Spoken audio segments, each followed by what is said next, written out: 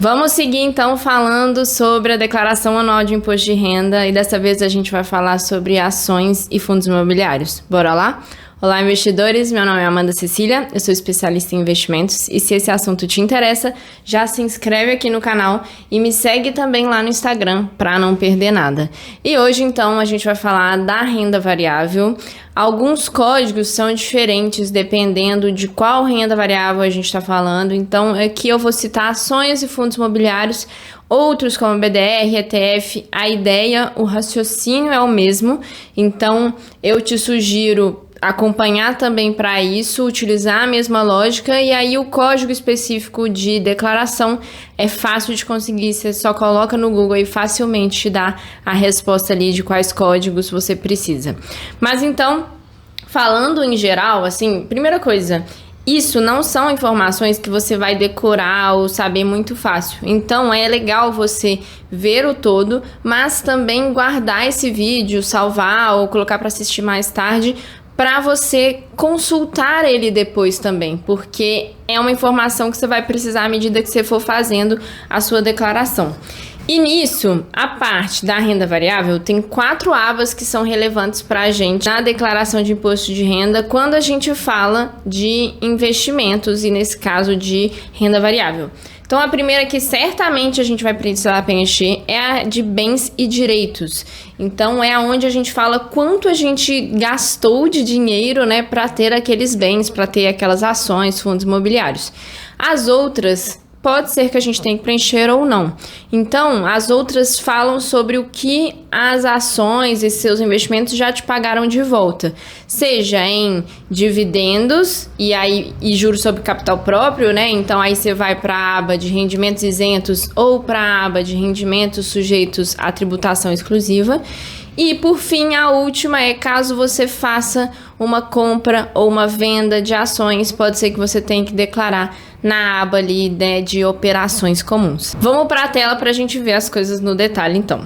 Aqui eu vou usar de base principalmente o que a gente tem de relatórios da B3. Então a B3 fornece alguns relatórios que ajudam muito na declaração do imposto de renda. Mas existem outras formas de conseguir as informações. Então você pode partir das suas notas de corretagem para você saber informações de compras e vendas. É legal que você acompanhe, né, seu preço médio, suas compras, suas vendas, e aplicativos como Kinvo, Gorilla podem ajudar muito nisso. E todo o escriturador dessas ações, então tipo são os bancos parceiros ali responsáveis por essas ações em bolsa, eles também devem fornecer informe de rendimento, informando questões, por exemplo, de dividendos e proventos em geral. Essas são, né, a parte da escrituração, dos rendimentos, a melhor fonte é direto do escriturador. Mas se você quiser fazer de uma forma mais simplificada, você pode partir dos documentos da B3. E aí a gente tem aqui 3 documentos específicos. Um é o relatório consolidado anual. Então aqui ele vai te dar informações, né, da sua posição nos produtos, né? Então, por exemplo, aqui a gente tem uma ação do Itaú que está no banco BTG, a gente tem o código e o CNPJ da empresa. Isso é uma informação muito relevante para a gente ter, para a gente fazer a declaração.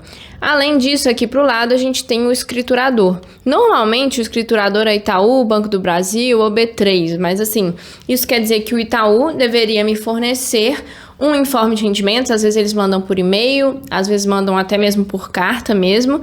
E se não, você pode jogar lá no Google, tipo escriturador, Itaú, CV e informe de rendimentos do ano, e aí normalmente você acha fácil. Para a parte de rendimentos é bem interessante isso. E aí então aqui tem essas informações que são relevantes. Na parte de resumo de negociação, a gente vai ter os dados de compras e vendas e o valor dessas operações, né, o preço médio, quando a gente se fala de um período específico. Então aqui eu filtrei o ano de 2023. Caso você não tenha feito esses cálculos para 2022, 2021, você pode também filtrar esses períodos dentro do site da B3 e pegar todas as informações.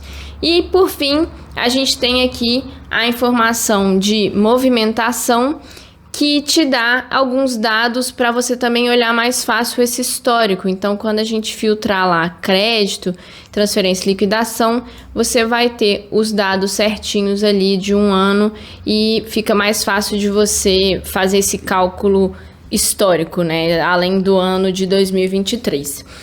Falando especificamente de 2023, se você acabou de começar a investir, né, você vai ter lá, por exemplo, só suas compras do ano, você vai precisar declarar cada uma das ações separadamente pelo valor que você comprou. Não importa quanto custava, quanto valia em 31 de dezembro.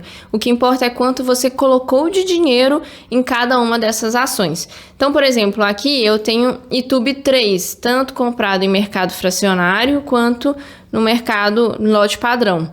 E aí, você precisa fazer esse cálculo aqui, né, que é o valor de preço médio de compra vezes a quantidade líquida para todas as suas operações que tiverem aqui, para você entender qual foi o somatório de Itube 3, porque não importa se foi mercado fracionário ou padrão. E aí aqui eu sei que eu comprei, né, R$3.000, por exemplo, de Itube 3 no ano. Para eu saber qual é o meu preço médio, eu vou fazer esse valor de 3.003 dividido pelo total de ações que eu comprei no ano. Então, 3.002 dividido por 140 nesse caso, que dá 21,45. Beleza.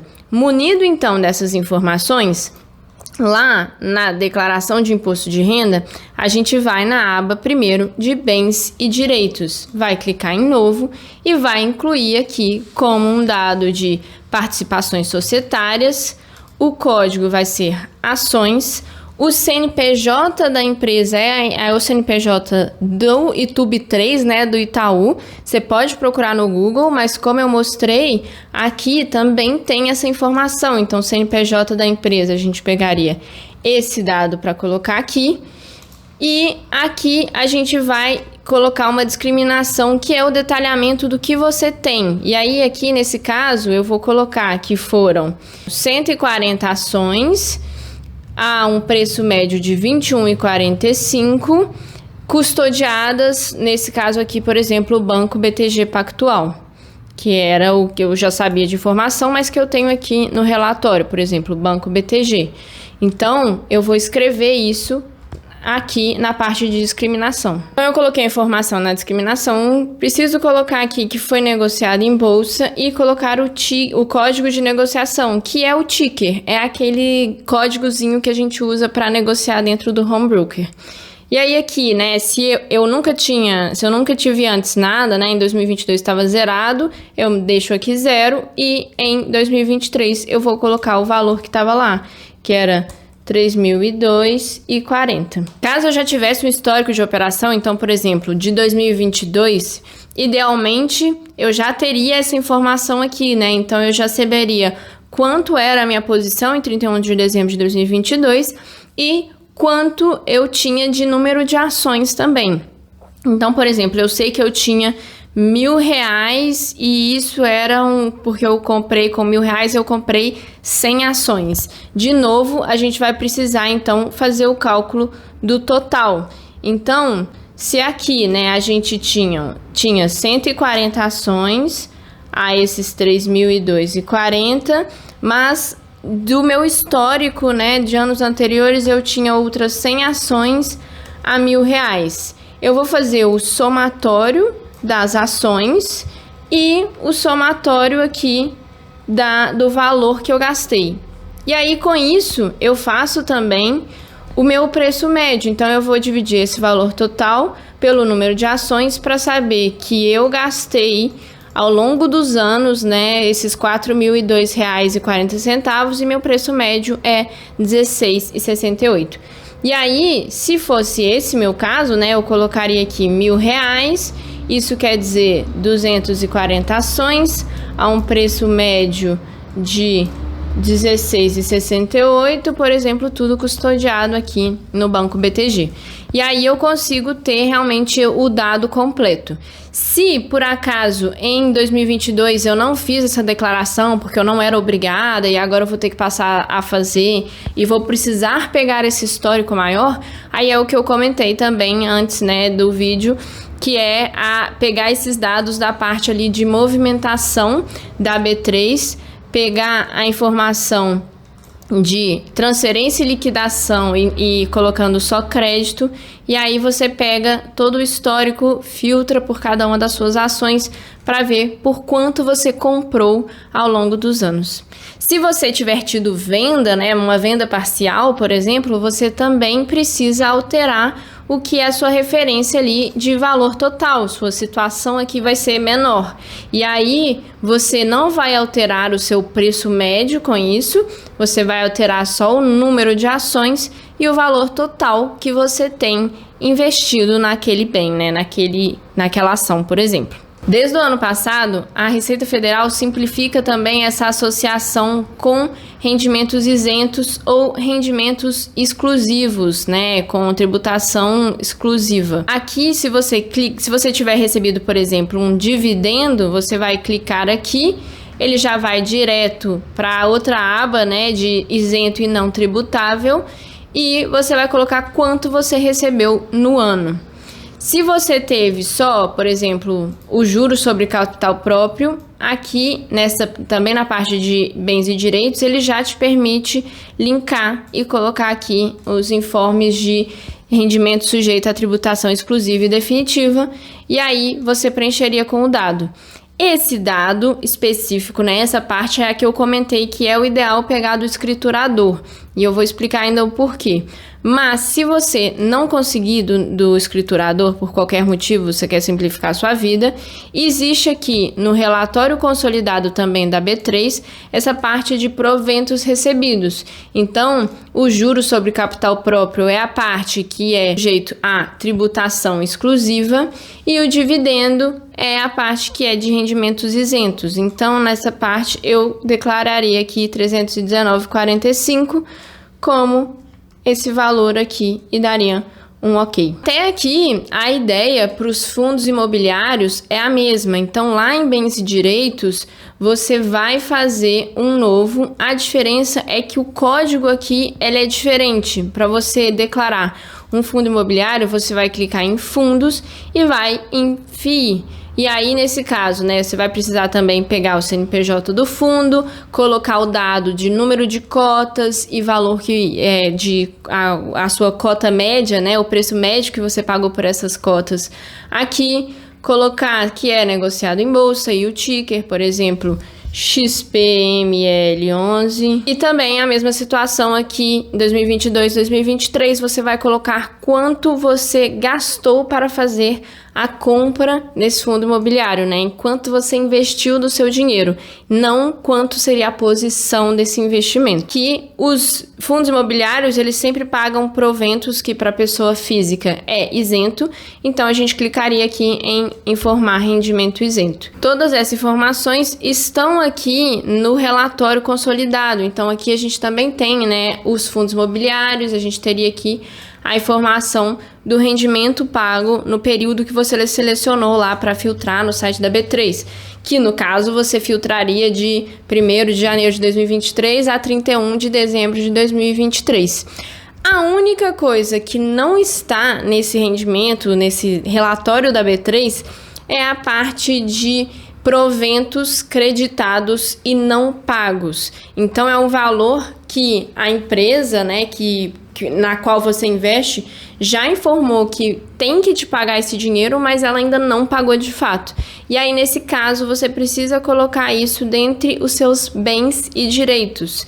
Então, aqui eu até procurei eu achei um do Banco do Brasil, que não tem valor, né? Mas ele estaria aqui especificado, juros sobre capital próprio não pago e o valor específico que teria que ser pago, né? Assim, no caso. Para você colocar isso dentro da sua declaração, você vai lá em bens e direitos, vai em novo e vai em 99 outros bens e direitos. Se for um juro sobre capital próprio creditado e não pago, ele tem a opção específica aqui. Mas se for, por exemplo, um rendimento de um fundo imobiliário, eu acho que em geral está muito comum para fundos imobiliários isso, aí você vai colocar em outros bens e direitos, colocar aqui como outros bens e direitos e colocar na discriminação que seria um provento creditado e não pago. Eu gosto dessa opção, né, dos bens e direitos, que ele te permite associar diretamente o que é seu rendimento isento e o seu rendimento tributado exclusivamente na fonte, mas por acaso, se você quiser voltar para conferir ou se você quiser colocar diretamente só na aba ali dessas opções, elas estão aqui. Então você vai em rendimentos isentos e não tributáveis, por exemplo, vai em novo e vai especificar o que você precisa colocar. Então, se é, por exemplo, lucros e dividendos recebidos, você vai colocar todos esses dados. Além disso, se você tem as suas ações alugadas, né, se você permite o aluguel das suas ações, você vai ter que declarar o valor que você recebeu por esse aluguel. Tem um vídeo no meu canal específico falando de aluguel de ação. Se você não sabe do que eu tô falando, entra no meu perfil aqui e procura lá. Mas aqui a gente precisa declarar o que a gente recebeu desses aluguéis. Mas o lado bom é que é uma declaração muito fácil de fazer. Então esse é o documento que realmente a fonte oficial é a B3.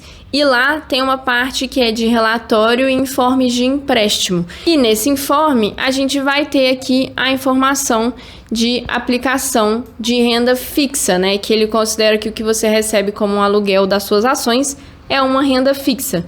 A gente tem que declarar isso em rendimentos sujeitos à tributação exclusiva. Então, por exemplo, aqui seriam 117,50, que eu vou ter que ir lá declarar em rendimentos sujeitos à tributação exclusiva, novo, colocaria como rendimento de aplicação financeira e o valor lá, 117,50. O CNPJ da fonte pagadora é a B3 em si, então aqui a gente colocaria o dado da B3, CNPJ e nome da fonte pagadora. E com isso a gente finaliza essa parte, né, de quem só comprou e não vendeu, não fez mais nada. Isso é tudo que você tem que declarar na sua declaração anual de imposto de renda. Se você fez alguma venda, se a gente está falando de vendas de ação com lucro, mas abaixo de R$20 mil a cada mês, o que você tiver recebido de rendimento, então, sei lá, se você tinha investido 1.000 e tirou 1.500, você teve 500 de rendimento ali na sua venda da sua ação, mas ele é isento de imposto, então a gente vai colocar em rendimentos isentos e não tributáveis. Se você fez alguma operação que você teve que pagar imposto ou teria tido que pagar o imposto, então, por exemplo, se você tinha comprado R$16 mil de ação em um único mês, você vendeu 21 mil, você vai ter que pagar imposto sobre esses 5 mil que você recebeu de rendimentos, né, de ganho de capital.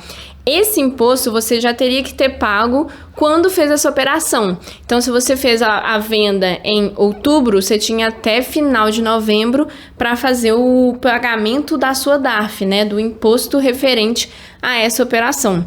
E além disso, você tem que colocar esse lucro, esses 5 mil que você recebeu aqui nessa parte de operações comuns. Então, nessa parte, você vai especificar quanto você recebeu de operações ali, nesse caso, que seriam tributadas, né? Então, você recebeu, nesse caso que eu coloquei lá, em outubro, você recebeu 5 mil você precisa colocar aqui. Quando a gente fala de ação, né, tem esse porém de se for abaixo de 20 mil é isento de imposto, mas se a gente fala de fundos imobiliários, não tem essa isenção. Então, se você fez qualquer venda com lucro, você precisa colocar aqui também. E, em geral, se você fez qualquer venda com prejuízo, seja de fundos imobiliários, seja de ação, de BDR, de ETF, qualquer uma dessas, você também precisa colocar aqui, porque isso vai te permitir lá na frente compensar esse prejuízo com algum outro lucro. Então, se você vendeu em 2023 alguma ação que você teve R$1.000 de prejuízo, então você comprou por 3.000 e vendeu por 2.000, registra esse prejuízo. Coloca aqui menos R$1.000 no mês que você teve, né, esse prejuízo da sua venda em si. Porque isso vai te permitir, daqui a 1 ano, 2 anos ou o que for, colocar lá que você, sei lá, você fez uma outra venda que deu, sei lá, R$2.000 de lucro sobre o qual você teria que pagar imposto. Mas lá em 2023 você teve um prejuízo de R$1.000, então você pode abater e ao invés de pagar imposto sobre os 2.000 total, você vai fazer 2.000 menos os 1.000 do prejuízo, quer dizer que você só pagaria imposto em cima dos 1.000. Então, para você poder pelo menos ter esse bônus, né, de ter tido um prejuízo, ninguém quer ter prejuízo, mas se teve, pelo menos consegue aproveitar aqui e colocar a informação toda clara aqui para ser utilizada lá na frente. Várias dessas informações, se você optar pela declaração pré-preenchida, ele pode vir preenchido e isso é bom, mas vale também uma conferência para ver se os números estão certinhos ou se deu algum problema, porque a Receita não vai se responsabilizar por uma declaração incorreta, mesmo que tenha sido com base, né, na pré-preenchida. Eu espero que essas informações sejam úteis para vocês.